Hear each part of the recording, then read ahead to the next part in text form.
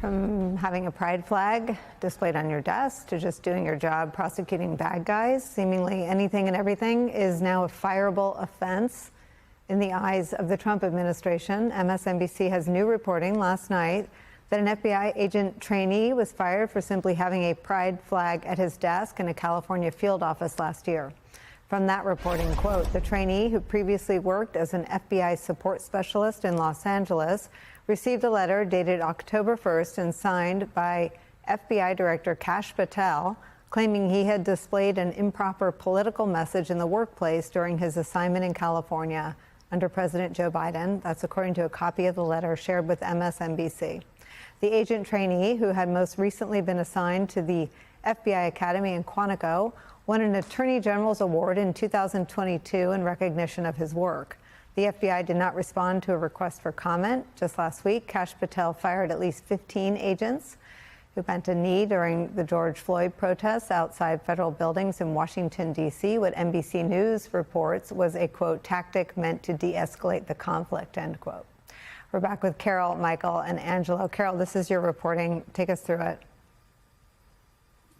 So a couple of, are we now at 20 hours ago, we were hearing reports that tipsters calling us in, telling us about an agent who was in training to join the FBI, had already been an FBI staffer, had been summarily fired, got a notice from Kash Patel that he had displayed something in his office that was, quote unquote, showed poor judgment because it was inappropriate political signage. This inappropriate political signage didn't exist anymore. The support staff member had worked in L.A., and in his office there, he had a gay pride flag. This no longer was standing, but the reports of it somehow made it back to Patel, and he ordered the termination of this individual. I would say, Nicole, two things. It's really easy to fire a FBI agent in training because they, by dint of getting promoted as this person was being promoted, he is more vulnerable to being fired as he's on probationary status at that time. That's a disappointing element of the firings. They often take advantage of the fact that someone's getting promoted and they have to be in the job at least a year before they have protections. The second is this idea that improper political signage might be a gay pride flag has just as not as seriously as your earlier segment about we as Americans are less safe. It has also chilled people inside FBI field offices who now have to wonder what things might they have in their desk, what pictures or memorabilia might they be displaying that will run afoul of these MAGA rules that Patel is running by and using to administer the premier law enforcement agency in the world. I have to just stop the flow of insanity for a second. I mean, is it legal to fire someone because you learn they're gay? Absolutely illegal, and the Supreme Court found so. And I can't imagine how this will go. I will tell you that my inbox is filled with lawyers telling me how illegal this is and how they expect this individual to sue. Michael, let me read you a little bit more of Carol's reporting. When Trump was weeks away from inauguration in January, FBI agents and Justice Department prosecutors were warning one another to be careful about displaying information revealing their own sexual orientation or support for lesbian, gay, bisexual, or transgender rights. After the inauguration, one person said FBI agents warned colleagues that they heard new pro-Trump appointees installed at the FBI were combing through internal employee files to find lists that identified employees as LGBTQ.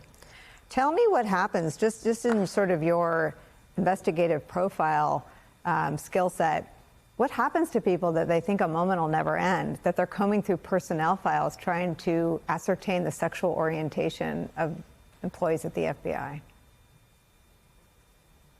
This is insane on so many levels that I don't know where to begin or how to demarcate all the different tiers of inanity that this signifies, but I'll do my best. First of all, the FBI's mission statement is to uphold the Constitution of the United States and protect the American people.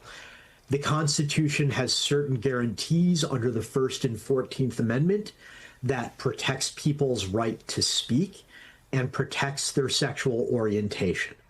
There are Hatch Act considerations that prohibit certain types of political advocacy by a federal employee, but a pride flag implicates none of those. You know, for every year I was in the FBI during Pride Month, every single FBI field office and every single DOJ building would fly the pride flag outside. So what this employee was doing was not at all out of line, out of the norm, or at all inappropriate. It's absolute madness. And the fact that Kash Patel would go after this individual is lunacy. He was an Attorney General Award winner. That is the Justice Department's highest award for investigative or prosecutorial accomplishments.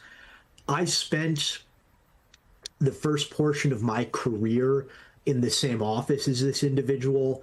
I don't think we overlapped, but we know a lot of people in common. And based on what I've heard from all my friends who are still there, he was somebody we very much wanted in the organization. This erosion of constitutional protections and rule of law is getting so far out of hand that I don't understand why American citizens are putting up with it. Angelo, if only we hadn't been warned, right? I remember the day. I remember the summer day that we let you know a little bit ahead of time. And Andrew Weissman was in the block as well. And we were just reading through Project 2025, and we did a whole block on the FBI chapter. And a lot of this is in writing, but a lot of this is both moving more quickly and two, being executed by someone like Kash Patel, so it moves somewhat unevenly. But just tell us what else is in there. Yeah, I mean, I think it's worth, one, you know, there's going to be a lot of little details, which I'll sort of list a couple of examples. But the biggest takeaway from Project 2025 broadly, and even this section on the Department of Justice and the FBI and law enforcement, is sort of this continuation of this narrative, this notion that, remember, it's worth considering a quarter of the country has been pickled in for almost a decade. This is not new to 25% of the voting public. They've been pickled in this, which is this notion that the deep state, in particular, the DOJ and the FBI, are fundamentally corrupt to the core. That is the through line. That is the justification for why all of these other actions are necessary, because the idea is that they're rotten to the core, that they were weaponized by Democrats, by liberals, by sort of this secretive cabal, deep state, and then used to punish the political enemies, Trump being the clearest example of that, but then they have lots of others. And that is it, and that it's going to come after them next, individual conservatives.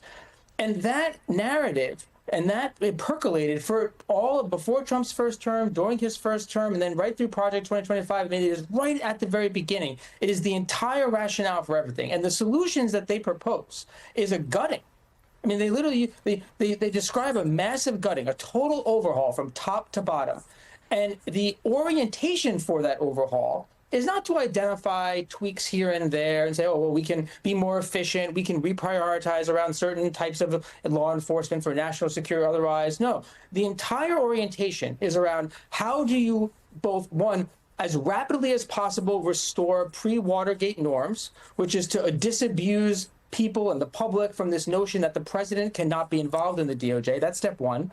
And then the second thing that it orients around is to turn it to, as a way to fix what they say is the politicization of law enforcement in the DOJ, is to turn the DOJ into a weapon, into an instrument of politicization for Trump and conservatives. How do you turn it into a political arm? And so all of the things that they prescribe are exactly what we're seeing play out now. Anytime somebody pushes back, they're a member of the deep state. They obviously have bad intentions. You can go back in their history and find examples of them sort of executing deep state plots against Trump, 1 or 2 degrees removed. They all need to go. There's no room for nuance there. They all have to go. The slightest bit of taint is enough to say is to sort of eliminate it. So that's the second piece, is to turn into instabilization. And the third part, which this most recent reporting plays out, is then you then sniff around for all what they describe as DEI. You sniff around for any small indication that an individual is either an agent of the DEI agenda or was affiliated with it or somehow got their job because of it, or they're even sympathetic for it, and you get rid of them. So it's all about personnel. The policy stuff is second. Be more brutal, more law enforcement in local municipalities, using the death penalty more. Yeah, there's a lot of those prescriptions, but fundamentally it is that. First, make it clear that the president's in charge. Number two, turn it into an instrument of politicization by rooting out as many people that put up the tiniest bit of friction to uphold norms. And then the third is to sniff around for sort of that, anything related to DEI and get rid of those individuals as well. And then you can start to rebuild it after that. So that's the scary part, is once they as they remove these people, they're not, some positions will be left open, right? Because they're not going to fill it up completely. But the scary part is what comes next. And that's really where we're going. And it's not just who they fill it with, but then this next phase, which is to go from the perception of power to the consolidation of power, to actually turn it into something that is much more calcified and entrenched in our day-to-day lives.